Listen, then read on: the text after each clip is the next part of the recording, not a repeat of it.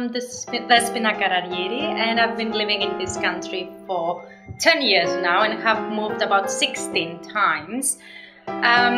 I can say that it has been a horrible experience. They say moving houses is one of the most stressful experiences in life, and I can vouch for it. And I could summarize all my problems into one, which is that the tenancy agreement doesn't protect you.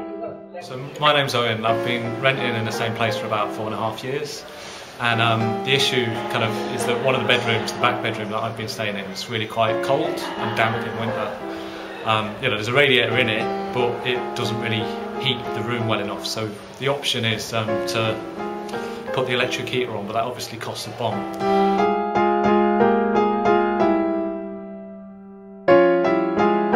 Okay, tenancy relations officers, we prosecute landlords for harassment and illegal eviction, we negotiate, we mediate.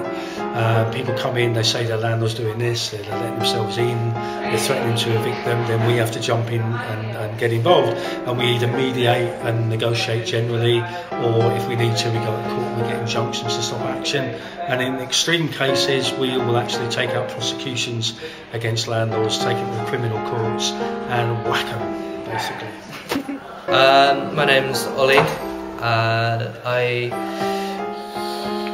I guess recently evicted.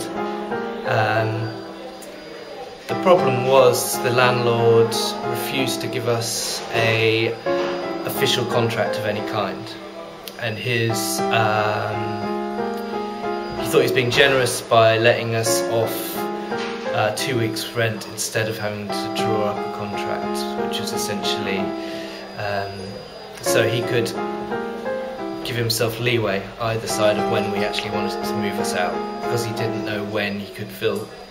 Basically, what we worked out is because he didn't know when he could get builders in to do the work in order to get the next tenants in, and we withheld our rent and went through a huge argument and eventually forced him to do an official contract, which was, in the end, he did. The fact that so many tenants and so people are so desperate for affordable housing means that the whole system's set up in a way where she doesn't expect that that's what she has to do, and we need to make sure that landlords take on those responsibilities and really fulfil it, because it's just she's getting rich off the money we're giving her. 1,500 quid every single month, that's thousands and thousands of pounds that's going into her bank balance and her assets and her wealth.